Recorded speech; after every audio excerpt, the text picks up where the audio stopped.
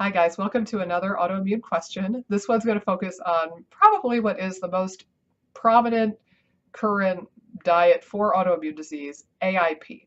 So the question being, do I have to do AIP forever or do I have to do it at all? And my answer is surprisingly, no, I don't think so.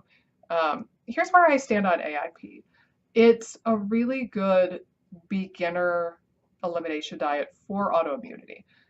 Paleo is lovely too, but AIP I jokingly call paleo on steroids. So you take paleo, you cut out the grains, the legumes, the soy, whatever, and you cut out the eggs, dairy that primal would allow, not paleo necessarily, nightshades, nuts, and seeds. And that's going to encompass the vast majority of what you're going to react to as an autoimmune person. Now, are there other people who are going to react to more obscure things? Sure. Like there are people who react to olive oil and, other more benign seeming foods and figs. But few and far between. Most of the people who have autoimmune conditions are going to react to either families of foods like nightshades or nuts and seeds and more allergenic proteins. So it can be a really nice beginner's stepping stone into, all right, I'm just going to cut out all the inflammatory stuff and see where that gets me. The drawback to AIP and my biggest beef with it is that I personally don't think it's well suited to be a long-term diet. And the reason being is that you're just cutting out so much that if you don't try to gain some of those foods back, like maybe a grain or two or a nut or two, then you find yourself in this really stuck place where I think it's affecting quality of life. A lot of people feel stuck on AIP. They feel like if they come off of it, they're going to burst into flames, and that's not fun to feel like that. And you turn into kind of the weirdo in your group of friends who has to choose the restaurant every time you go out. So I think the quality of life issue is a big one.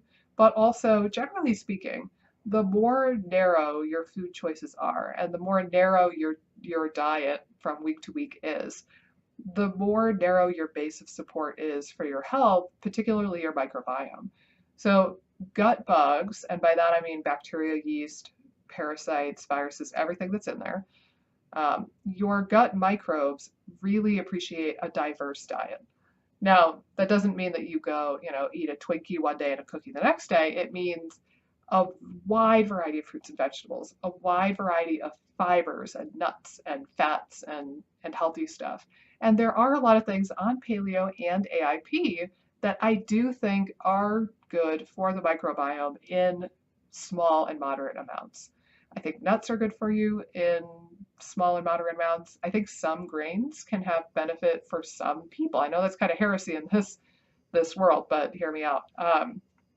But those are my two biggest concerns: is that A, the quality of life issue, doing AIP long term, but B, I worry that you're narrowing that base of support for your microbiome and you're just narrowing what that colony of bugs is able to feed on. And that's going to impact your inflammation and your health overall.